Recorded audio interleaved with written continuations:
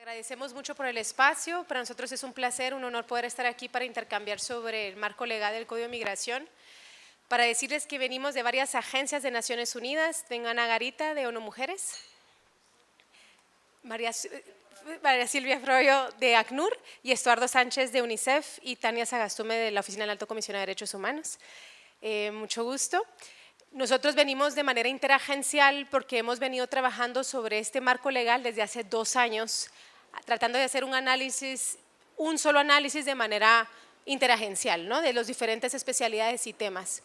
El Sistema de Naciones Unidas participó mucho en las primeras versiones del Código de Migración que finalmente se propuso al Congreso. Se dieron una asistencia técnica, se ofrecieron estándares internacionales, tanto en niñez como en refugio, en derechos humanos, en derechos de las mujeres.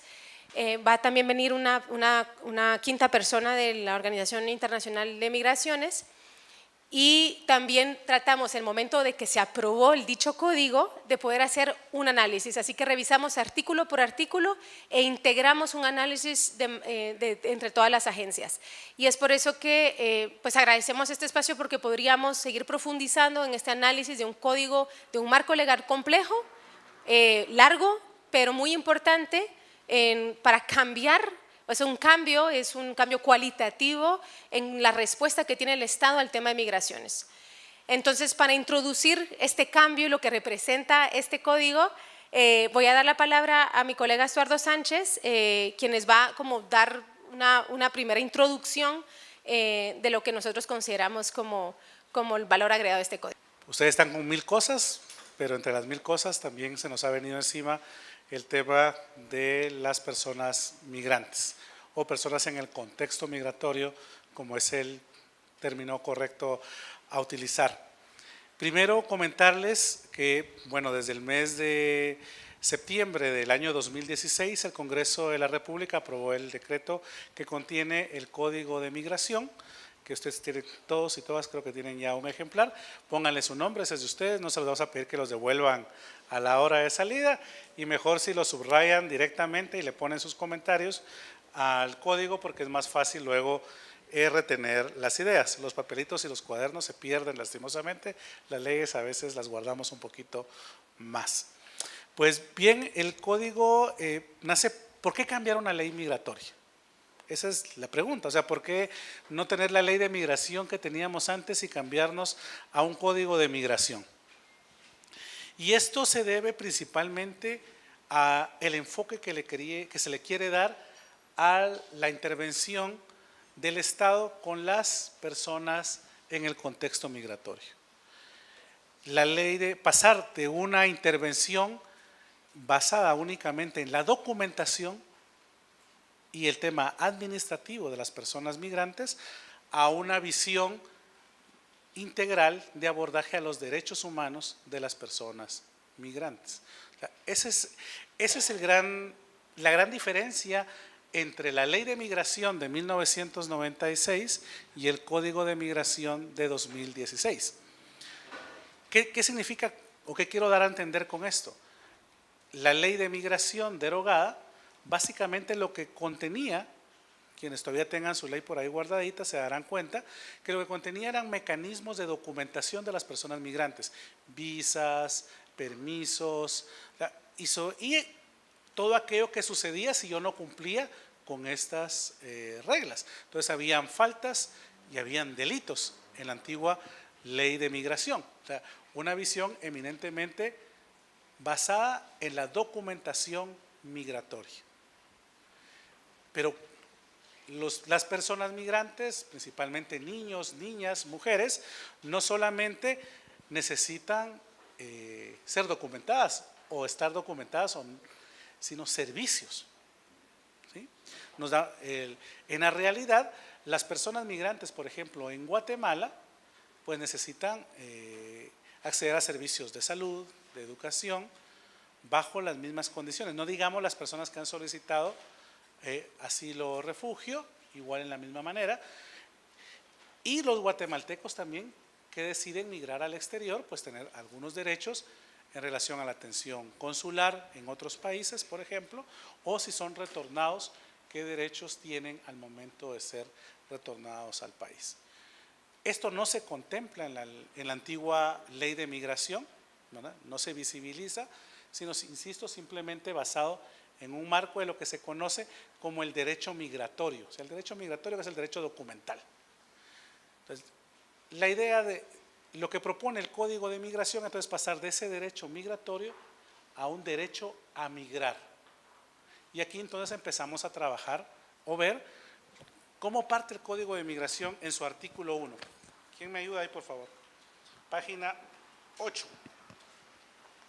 ¿Qué nos dice? A ver, usted ya lo tiene ahí. Artículo 1. ¿Qué dice? Derecho a migrar. El Estado de Guatemala reconoce el derecho de toda persona a emigrar o inmigrar, por lo cual el migrante puede entrar, permanecer, transitar, salir y retornar al territorio nacional conforme a la legislación nacional. Entonces, el código, como les digo, en ese cambio de contexto parte del derecho a migrar. ¿Sí? Entonces, en Guatemala es reconocido el derecho de migrar que tienen las personas. Y este es un cambio, insisto, eminentemente sustancial, porque entonces el paraguas se expande y ya no es un paraguas administrativo que es cortito, sino es un paraguas enfocado en un marco de derechos humanos de las personas en el contexto migratorio. Pero ahora es cómo hacemos casar este marco de nuevos derechos. Si quieren ustedes vamos analizando algunos artículos especiales, ese artículo 1, pero miren el artículo 8, ¿qué dice el artículo 8? A ver, tú. Artículo 8. Derechos inherentes a la persona. Los derechos y garantías que otorgan las leyes del país y los convenios y tratados internacionales ratificados por Guatemala, aunque no figuren de forma expresa en el presente código, se consideran incorporados. Entonces, el marco se amplía. ¿Sí? Ya no estamos hablando solo de los derechos que se estipulan en la ley ordinaria de migración, sino en todo el contexto de protección de derechos humanos de las personas migrantes. Además de eso, ahora, este marco de derechos, surge la otra pregunta, la institucionalidad que existe, o sea, por ejemplo, la Dirección General de Migración, ¿era suficiente para solventar o atender esta problemática? La Dirección General de Migración como dirección del Ministerio de Gobernación.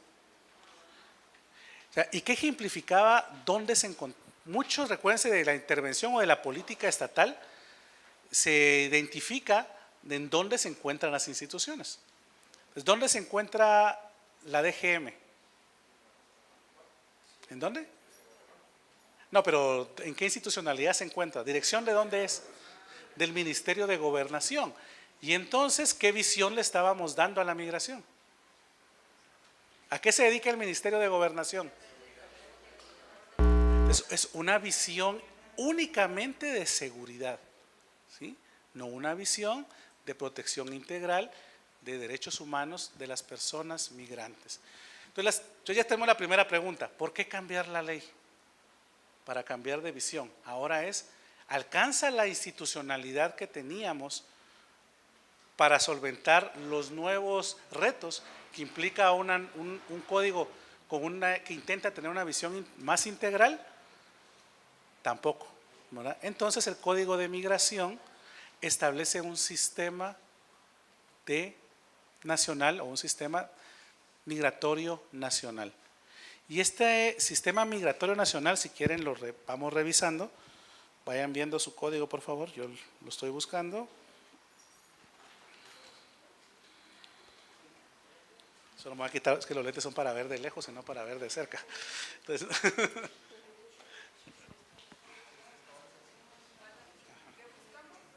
está en el artículo 112. ¿Qué me dice el artículo 112? Vamos a ver por acá. Nadie se va a quedar sin participar. Vamos a ver acá. A ver. 112, página 36. Artículo 112. Sistema migratorio guatemalteco. Se crea el sistema migratorio guatemalteco como el conjunto de instituciones estatales que velan por el migrante y la regulación apropiada y efectiva del ingreso y salida de guatemaltecos y extranjeros al territorio de Guatemala y el tránsito y la estancia de los extranjeros en el mismo, en un marco de respeto, protección y salvaguarda de los derechos humanos, de contribución al desarrollo nacional y protección de los habitantes. El sistema migratorio guatemalteco actuará con debida diligencia en todas sus actuaciones, observando los siguientes principios. Vamos a ver oficiosidad, oportunidad, independencia, imparcialidad y transparencia. Pero si se dan cuenta, el sistema en realidad se constituye para respetar ¿qué? A la persona, los derechos humanos de las personas. Y este es otro salto cualitativo en cuanto a lo que teníamos en la antigua ley de migración. Este sistema entonces está integrado por 3 instituciones básicas. La primera es la Autoridad Migratoria Nacional, que se encuentra en el artículo 116 y 117. Básicamente, lo que realiza la Autoridad Migratoria Nacional es la política migratoria, ese es su papel, o sea, desarrollar la política migratoria y velar por su cumplimiento, y está integrada por la Vicepresidencia de la República, quien la preside, el Ministerio de Relaciones Exteriores, y aquí empieza el cambio, miren, Ministerio de Desarrollo Social. ¿Qué tiene que ver el Ministerio de Desarrollo Social con migrantes? Pues yo no sé, pero vamos viendo, ¿no? Desarrollo Social, Ministerio de Trabajo y Previsión Social, Ministerio de Gobernación, el director del instituto y el secretario ejecutivo del Consejo Nacional de Atención al Migrante, que es la CONAMIGUA, ¿no? Entonces, básicamente, estos integran la Autoridad Migratoria Nacional. Con otra visión, insisto, una visión por lo menos normativa, más integral. El papel, como les decía, de esta Autoridad Migratoria Nacional, está en el artículo 118, pues es emitir la política y supervisar el cumplimiento de dicha política, básicamente. Luego de esto, esa es la primera institución, que es la institución política, como dice, o sea, la institución política, pero luego tiene una institucionalidad operativa, que es el Instituto Guatemalteco de Migración. El Instituto Guatemalteco de Migración se encuentra regulado en el artículo 120 en adelante, y básicamente este instituto, su misión en el artículo 121, si quieren lo miramos, dice: el Instituto Guatemalteco de Migración tiene como misión el velar por el respeto del derecho humano de migrar. Miren lo que dice ahí. O sea, velar por el respeto del derecho humano de migrar, garantizarlo mediante la administración adecuada del derecho migratorio y la asistencia y protección oportuna de aquellas personas migrantes extranjeras o nacionales que lo requieran. Asimismo, constituirse como un órgano descentralizado en la prestación de los servicios públicos migratorios, orientando su acción al respeto de los derechos humanos de las personas. Entonces, juega otro papel. O sea, el instituto no solo mira el tema del derecho migratorio, que insisto, el derecho migratorio es el derecho a la documentación migratoria, sino también está muy enfocado en el tema de la atención de las personas migrantes, la protección oportuna de las personas migrantes y principalmente orientado al respeto de los derechos humanos de las personas. Entonces tenemos otra institución, tenemos una institución política y una institución operativa, que es el instituto. Y por último, el Código de Migración crea el Consejo de Atención y Protección, que está en el artículo 160, si no estoy mal. 161. Y el Consejo de Atención y Protección no es más que un ente de coordinación de servicios del Estado. Entonces tenemos un ente político, un ente operativo y un ente de servicios, ¿sí? Y esto es muy importante tenerlo en cuenta. El Consejo de Atención y Protección, entonces, como lo dice el artículo 162, está integrado por 12 instituciones, entre ellas la Procuraduría de Derechos Humanos, la que está en el número 12. Está integrada por 12 instituciones que la conforman y que su papel principalmente es desarrollar todas aquellas acciones que sean necesarias principalmente para la atención de las personas deportadas o retornadas y también para ver el tema de las personas en tránsito, que no lo dice claramente en estos artículos, los vamos a ver en otros que están a continuación, porque el código tiene un problema. Yo solo les he hablado de cosas buenas del código, pero el código en realidad tiene un problema que es el que a mí más me causa escozor, ¿no? Uno no guarda una sistemática, ¿sí? ¿Qué significa esto? Normalmente las normas tienen un apartado 1 de derechos, un apartado 2 de marco institucional y un apartado 3 de procedimientos. Es normalmente así es una parte de la sistemática jurídica de varias normas.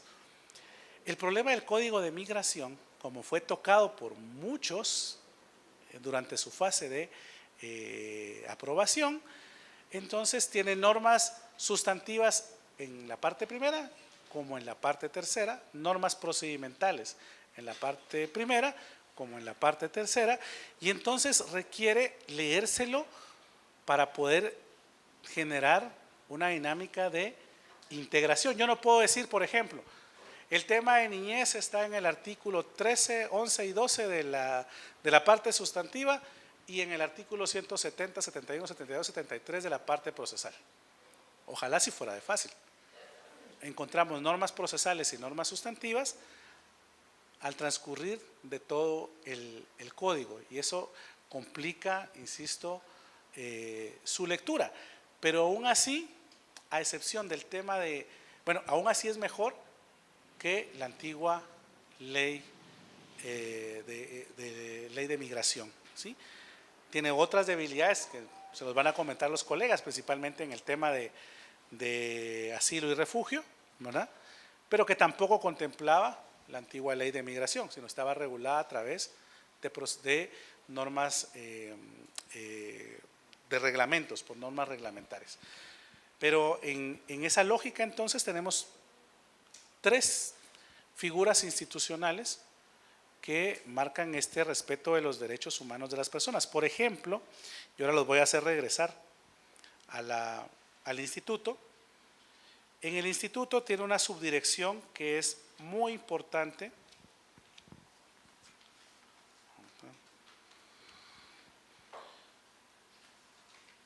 que está en la página 46 en el artículo 140. ¿Qué dice ahí? Dice: la estructura administrativa y operativa del Instituto Guatemalteco de Migración es compuesta por 5 subdirecciones, las cuales se definen de la siguiente forma. Y la primera de ellas es la Subdirección de Atención y Protección de Derechos Fundamentales de los Migrantes. Miren el nombre. Y luego miren la función. Dice A1. Dice, ¿cuáles son esas funciones o responsabilidades? Disponer de las secciones necesarias para la asistencia y protección de las personas migrantes por parte del Estado de Guatemala, en especial de los niños, niñas, adolescentes no acompañados, familias y mujeres migrantes embarazadas. Aquí estamos hablando de cualquiera que no es guatemalteco. O sea, a esta subdirección le compete el disponer de las acciones necesarias para la asistencia y protección. O sea, es un mandato del Instituto Guatemalteco de Migración brindar asistencia y protección a las personas migrantes, en especial a este grupo de población. El A2 es asistir a los solicitantes del reconocimiento del estatuto de refugiado o solicitantes de asilo. Aquí les van a ver que hay varios errores en cuanto a la concepción de esto. Solicitantes de asilo político bajo la figura del asilo territorial o diplomático, o a los asilados políticos bajo la figura del Estatuto Territorial o Diplomático, etcétera, etcétera. Pero el tema aquí es asistir a los solicitantes de refugio o asilo. Y C, apoyar los procedimientos para el abrigo y cuidado temporal comunicación, contacto familiar y solicitudes de extranjeros para ser retornados de su país de origen o procedencia. Y el A4, disponer, regular y autorizar el funcionamiento, las características y condiciones de dignidad, seguridad, confiabilidad y supervisión de las casas especiales, o sea, de los lugares de albergue, si los hubiera. Pero lo que vamos es que es una responsabilidad del instituto, también el Instituto Guatemalteco de Migración, la atención y protección de las personas migrantes. Solo voy a usar una lámina. Pásame la primera. Es que en los artículos transitorios es cuando inicia entonces el código a funcionar, que es una pregunta importante porque tenemos que saber cuál es la vigencia de este marco normativo. Como les decía, el 12 de octubre es aprobado por el Congreso, es publicado el 18 de octubre del 2016, planteaba 60 días para la entrada en vigencia, se presentan recursos para que no entre en vigencia el código, 2 recursos de amparo, los cuales son resueltos el 27 de abril del 2017 y la Corte de Constitucionalidad indica que el código sigue vigente. ¿Sí? De ahí se empiezan a contar 60 días, ¿para qué? Para constituir la Autoridad Migratoria Nacional. Ahí no se lee mucho, pero y empieza el primer problema. ¿Quiénes integran la Autoridad Migratoria Nacional? Vicepresidente, MIDES, Ministerio de Trabajo, MINGOV, Relaciones Exteriores y CONAMIGUA. El problema es que en nuestro contexto, CONAMIGUA no estaba todavía, el director en ese tiempo no había sido seleccionado por el Congreso de la República, ¿sí? Y entonces había siempre existió la duda si se podía o no constituir la Autoridad Migratoria Nacional sin la participación de CONAMIGUA. Esto en realidad yo desconozco cómo lo resolvieron, ¿verdad? Pero el tema es que sí generó en realidad un limbo jurídico en cuanto a cuándo iniciaba la Autoridad Migratoria Nacional. Luego de haberse establecido ya y seleccionado al director y subdirectora de CONAMIGUA, pues se constituye la Autoridad Migratoria Nacional y luego el Código de Migración establece que a partir de la constitución de la Autoridad Migratoria Nacional tenían de 6 meses a 12 meses para elaborar el plan de transición y el reglamento de la ley.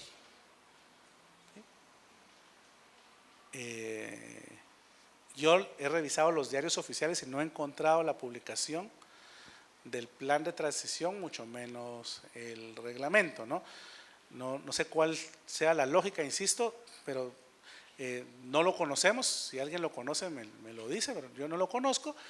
El tema es de que lo que dice la ley, si quiere lo revisamos porque no digan que es Estuardo Sánchez quien está diciendo, ¿verdad? Miremos lo que dice la ley.